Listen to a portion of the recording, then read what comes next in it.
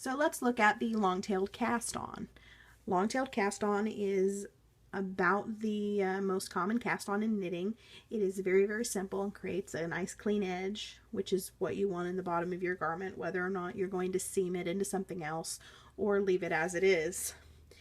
And to do a long tail, we're going to need some yarn. And this is obviously the end of the yarn, lovely pink yarn that it is.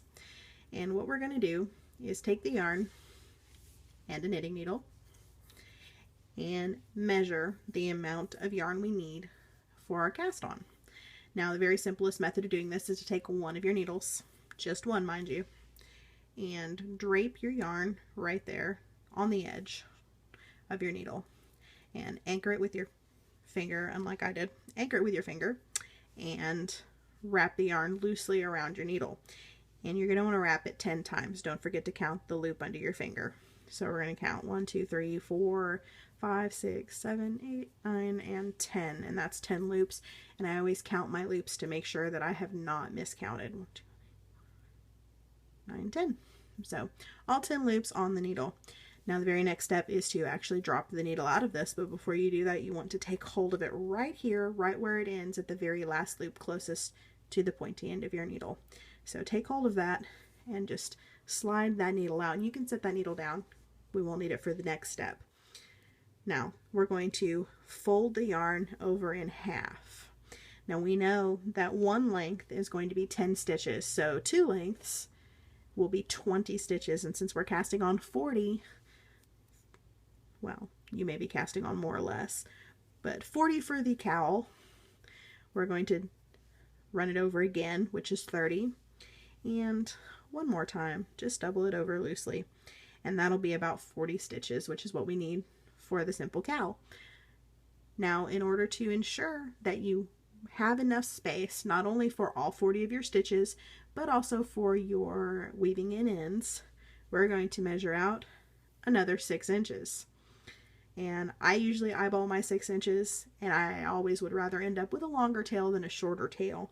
That way I have room to move it around on the end. So measure whatever distance is comfortable for you, at least 6 inches more if you like. And sometimes you'll need a long tail if you're going to use this end for a seam. But sometimes it's very difficult to knit with a long end. Your choice, experiment with it, do whatever is comfortable for you. But for today, 6 inches is good enough for me. But to set us up for the long tail cast on, I'm going to take the yarn in my hand like this, and I'm going to turn it a little on its side so that the end with the tail, which is way down here in my lap, there's the tail, that the end with the tail is facing me, and you can see me tugging on it. It is the closest side of the yarn, and the other end, this one over here, is the ball yarn. Now what we're going to do is grab hold of it with these 3 fingers here at the bottom of your hand, and your fingers will hold it the whole time. The only fingers that get to do any work are your index finger and your thumb. And we're going to put our index finger in one side and our thumb in the other side, and it creates a lovely little line right here in between the two. And you see we have one side coming down this way and one side coming down. Now pick up your needle again, and if you don't want to do a slip knot, which I understand completely, some people don't or don't know how or don't like to, you can instead twist your yarn around your needle, and when you do that by inserting the needle backwards underneath your yarn and just twisting it around, and that gives you your very first cast on stitch. Now it is easy to make that too tight, so be very careful that you don't. You want to leave it a little loose. It should slide easily up and down, and that's why I prefer a slip knot. It keeps it from being loose, it keeps it anchored, unlike this one. So I'm going to make a slip knot because I prefer it. Very quickly, there's my simple slip knot. Okay. We've got our slip knot on the needle right there. We've got our tail with the tail end facing us. You see me tugging on it. And the ball end of the yarn facing away. And drop those down. We're going to hold both of these here in the 3 fingers on the bottom of our hand, And we're going to take our forefinger and thumb and put it through this loop so it makes a little V. And so you see I've got one piece of yarn, this is the tail, looped over my thumb, and the ball end of the yarn looped over my forefinger. Now, for a long tail cast on, the tail end of the yarn should always be over your thumb and the ball end over your forefinger. And now to make the actual cast on. Take the tip of your needle and run it underneath the yarn on this side of your thumb. And we're going to go underneath this right here at the bottom of your thumb and through the other side. And we're going to rotate around and we're going to grab this yarn that's here off of our forefinger. And now that we've grabbed it, we're going to pull it through the loop we've created with our thumb. And then drop our thumb out of it. Let it go, it's okay. It won't go anywhere. And you see the yarn still on my forefinger. I'm going to hold that pretty taut, and I'm going to take my thumb and run it under this end that's coming out right here on the needle. And I'm going to pull it just a little bit to snug that stitch onto the needle. Now you don't want to pull it tight, you want to be able to move them easily up and down the needle. And I'm going to do that one more time. I'm going to take the tip of my yarn and run it underneath my thumb, and you can tap it right on your thumb and pull it up in between the yarn coming off my thumb, and you can see right there that the needle is in between those two pieces of yarn. And over the top, grab the yarn coming off the front of my forefinger there and through that thumb loop and up just a little bit, and then take your thumb and let it go.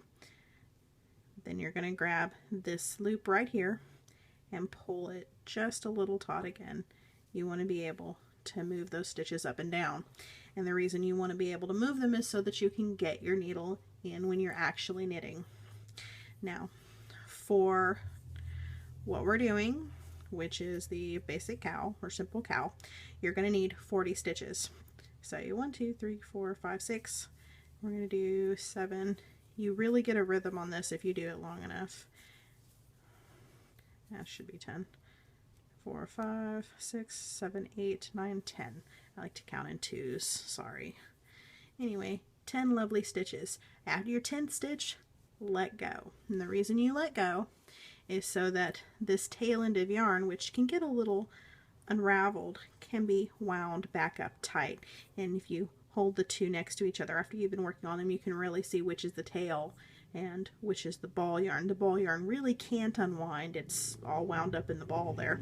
But the tail end with its cut side can unwind pretty quick, especially since most of the work we're doing is with this yarn. The other yarn is just coming straight in.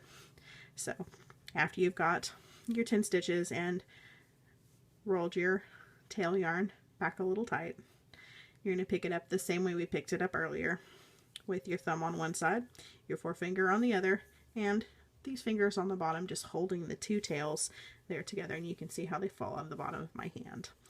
And I'm going to hold this needle here in my right hand, and I like to pull it down and make little V's so that you can really see that there are two holes there. And it gives me a good idea of how tight or how loose this yarn can get. So once again, we're going to go under the thumb and the forefinger and very quickly pull up those stitches. And you don't want to make them too tight again, or you won't be able to knit in them. And the whole point of knitting is to knit more or less. And I always estimate how many stitches I have in there. I got it to unravel. You can see, especially when you go very fast, it unravels very quick. And I'll hold it up right next to the other yarn, and you can see how fuzzy and fluffy and loose it looks. And that's what you want to twist back up. And that is how you do a long tail cast on.